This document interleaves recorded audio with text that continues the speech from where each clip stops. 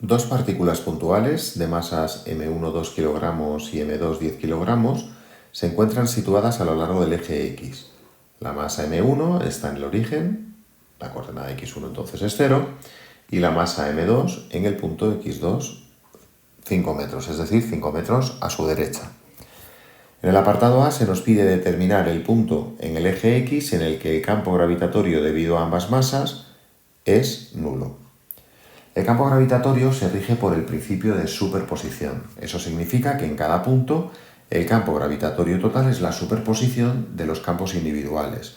Como el campo gravitatorio es un vector, eso se traduce porque el vector campo gravitatorio total sea la suma vectorial de los vectores campo gravitatorio individuales. Como pretendemos que su valor sea nulo en el punto considerado, concluimos que entonces los vectores G1 y G2 han de ser vectores opuestos. Por tanto, han de tener la misma dirección, el mismo módulo, pero sentidos opuestos.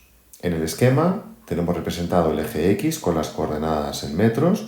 En su origen, es decir, en la coordenada x1 igual a 0, tenemos a la masa m1 y 5 metros a su derecha, coordenada x2 igual a más 5 metros, tenemos ubicada a la masa m2.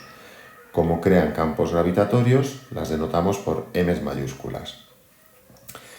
Hemos dicho que los vectores G1 y G2 han de tener la misma dirección. Recordamos que la dirección que tiene un vector campo gravitatorio va desde el punto considerado hasta la masa que lo crea. Entonces eso significa que la línea entre el punto que buscamos y la masa m1, que será la dirección del vector G1, debe tener la misma dirección que la línea entre el punto considerado y la masa m2, que será la dirección del vector G2. Así que los tres puntos, la ubicación de m1, la ubicación de m2 y el punto considerado, tienen que estar en la misma línea. Por tanto, concluimos que el punto que buscamos efectivamente tiene que ser un punto del eje X, como nos decía el enunciado. Los vectores han de tener sentidos opuestos. Y nos encontramos que si nos posicionamos a la izquierda de la masa m1, como un vector gravedad va siempre dirigido desde el punto considerado hacia la masa que lo crea, el vector G1 apuntaría hacia la derecha y el G2 también apuntaría hacia la derecha. Por tanto, no serviría porque no tiene sentidos opuestos. Análogamente, si consideramos un punto a la derecha de la masa m2, el vector G1 iría dirigido hacia la masa m1, es decir, hacia su izquierda, pero el G2 dirigido hacia la masa m2 también sería hacia la izquierda y no nos sirve. Concluimos entonces que el punto que buscamos tiene que ser un punto entre las masas m1 y m2, para que así el vector G1 vaya dirigido hacia la masa m1, hacia la izquierda en la figura, mientras que el vector G2 vaya dirigido hacia la masa 2, hacia la derecha en la figura, y así efectivamente tener sentidos opuestos. En cuanto al módulo, han de tener el mismo módulo. Como el módulo de campo gravitatorio es la constante de gravitación universal por la masa que lo crea entre el cuadrado de la distancia que hay desde el punto donde lo calculamos hasta la masa que lo crea, el módulo de G1 será la constante de gravitación por la masa 1 entre el cuadrado de la distancia R1, distancia desde el punto considerado hasta la masa 1, y para el campo G2 será con la masa 2 y distancia R2 que va desde el punto considerado hasta la masa M2. Las G mayúsculas se simplifican, pasamos este R2 al cuadrado al numerador de la izquierda, este M1 al denominador de la derecha, y nos queda entonces que el cuadrado de R2 entre R1 es el cociente entre las masas 2 y 1. La masa 2 es de 10 kilogramos y la masa 1 es de 2 kilogramos, así que ese cociente será 5. En esta igualdad extraemos la raíz cuadrada y pasamos R1 multiplicando a lo de la derecha, así que R2 será la raíz cuadrada de 5 veces R1. Pero R1 más R2 tiene que ser la distancia entre las dos masas, es decir, tiene que ser igual a 5.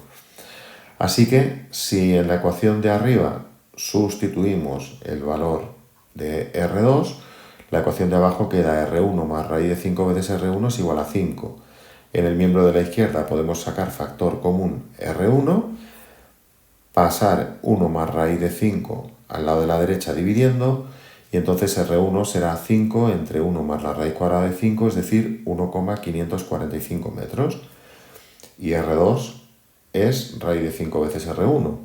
Así que raíz de 5 por 1,545, 3,455 metros. Conclusión, el punto que buscamos entre M1 y M2 estará a una distancia de 1,545 metros de la masa M1 y a 3,455 metros de la masa M2. Comprobamos que efectivamente si sumamos las dos cantidades nos quedan los 5 metros de distancia que hay entre ambas. En el apartado B hemos de calcular el potencial gravitatorio debido a ambas masas en el punto para el que el campo gravitatorio es cero, es decir, el punto de antes. El potencial gravitatorio también se rige por el principio de superposición, así que el potencial gravitatorio total en cada punto es la superposición de los potenciales individuales. Pero esta suma es más fácil, esta superposición es más fácil, puesto que el potencial es un escalar. Así que el potencial total será la suma de los potenciales 1 y 2 directamente. El potencial es en cada punto menos la constante de gravitación por la masa que lo crea dividido entre la distancia que hay desde el punto donde lo calculamos hasta la masa que lo crea. U1 entonces será menos g m1 entre r1 y U2 será menos g m2 entre r2. Sustituimos todos los datos y obtenemos un potencial en ese punto de 2,974 por 10 elevado a menos 10 julios por cada kilogramo.